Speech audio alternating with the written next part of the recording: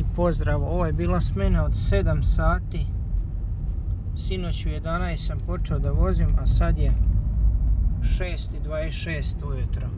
Konačno da snimimo malo engleska sela po danu. Ovo je neki bogatiji malo. Ovo su bogataši neki sa privatnim parkovima ovako desno. Znači onda prođemo preko jednog mostića. Gle ove kuće što su dobre.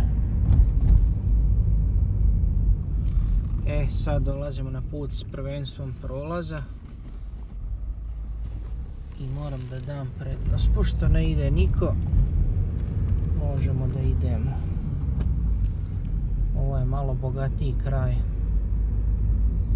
Sefton se zove. 20 milja je dozvoljeno. Nije nešto ekstra bogato, ali bogatije u odnosu tamo gdje ja budem. Fine kuće velike s privatnim kapijama.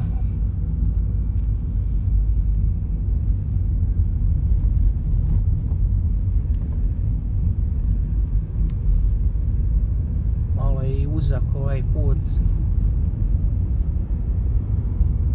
Zelenila ima koliko hoćeš ispred ovih kuća. To su prave kuće.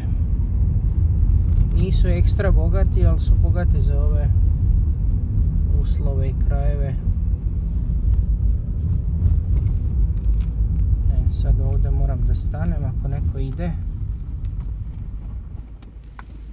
Ne ide niko, ide ovaj auto, ova baba neka.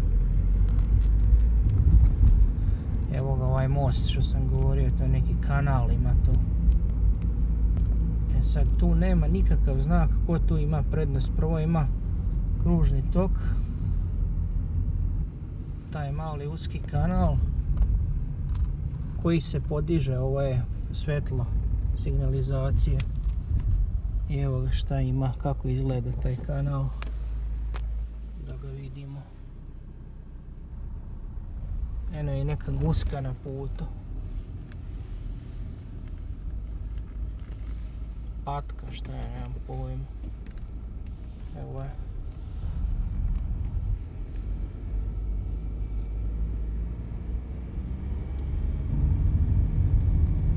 Dobro je, nisam je pogazio. Otišla je u grmlje.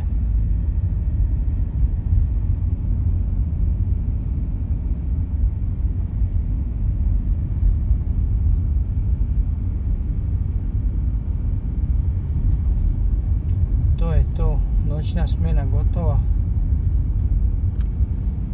Sad imam nekih 20 minuta vožnje do kuće i to je to. Pozdrav!